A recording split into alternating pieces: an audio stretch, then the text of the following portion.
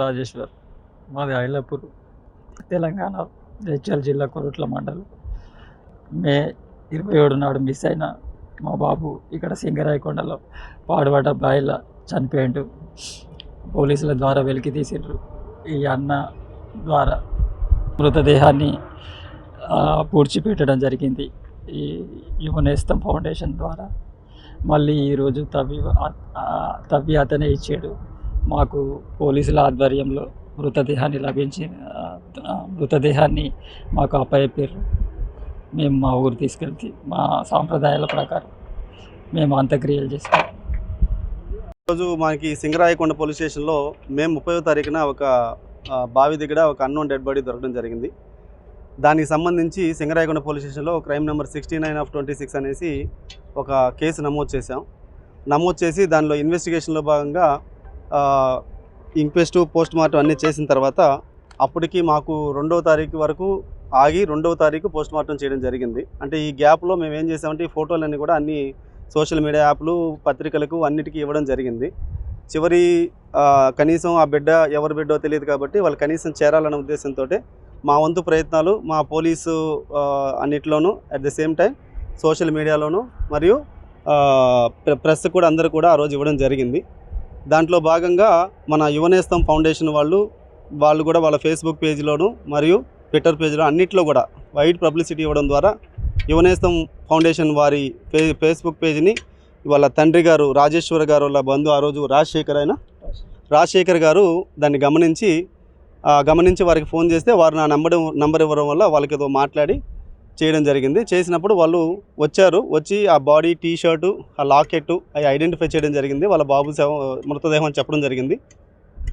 8వ తారీఖు చెప్పారు. సో అప్పటికే మేము ఏం చేసామంటే మాకున్నటువంటి ప్రోటోకాల్ ప్రకారం, చట్టపరమైనటువంటి ప్రోటోకాల్ ప్రకారం మేము పోస్ట్ మార్టం చేయించిన తర్వాత దాన్ని తీసుకొచ్చి పంచాయతీ వారు మరియు యువనేస్తం వారి సౌజన్యంతో ఇక్కడ మల్లికార్జునగర్ శ్మశాన వాటికలో పూడ్చివేయడం జరిగింది.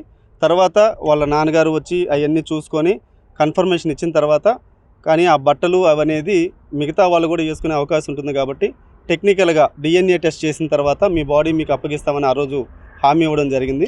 అందులో భాగంగా మా ఎస్పీ గారు చొరవ తీసుకొని 1కి 4 సార్లు DNA ప్రొఫెసర్లతో మాట్లాడుకొని, అక్కడ ఆఫీసర్స్తో మాట్లాడుకొని, RFSL టీంతో మాట్లాడి వీళ్ళని ఆ రోజు వీళ్ళ అమ్మగారిని ఎవరైతే చనిపోయినారో ఆ బాబు యొక్క వాళ్ళ అమ్మగారు వనితా గారిని అక్కడికే మంగళగిరికే పిలిపించి స్పెషల్ రిక్వెస్ట్ మీద మేడం గారిది అక్కడే శాంపిల్స్ కలెక్ట్ చేసుకొని టెన్యూర్ చేసి వితిన్ 15 డేస్లోనే మొత్తం కంప్లీట్ చేసి వాళ్ళ DNA టెస్ట్ ఇవ్వడం జరిగింది. ఆ రోజు 2వ తారీఖునే ఐ థింక్ జూలై 2నే వాళ్ళు చెప్పారు మేము 15వ తారీఖు అప్పగిస్తే 15 డేస్లో మామూలుగా చాలా టైం తీసుకుంటుంది, అది మనకున్న టెక్నాలజీ ప్రకారం. స్పెషల్ కేసుగా ట్రీట్ చేసి మా ఎస్పీ గారు రిక్వెస్ట్ చేయడం వల్ల మన ఫోరెన్సిక్స్ ల్యాబొరేటరీ వాళ్ళు దీన్ని స్పెషల్ కేసుగా ట్రీట్ చేసి త్వరగా దీంట్లో ఉన్నటువంటి DNA ప్రొఫైల్ చేయడం జరిగింది. ఆ DNA ప్రొఫైల్ వాళ్ళ అమ్మగారి వనితా గారి బ్లడ్ తోటి శాంపిల్ తోటి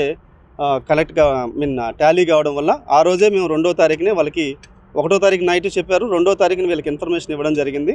వాళ్ళ కోరిక మేరకు ఏంటంటే వాళ్ళ మత ఆచారాల ప్రకారం బాడీని వాళ్ళ సొంత గ్రామాన్ని తీసుకెళ్ళి అక్కడ వాళ్ళ కులాచారాల ప్రకారం అంత్యక్రియలు చేసుకుంటామనేసి వాళ్ళు రిక్విజేషన్ ఇవ్వడం జరిగింది.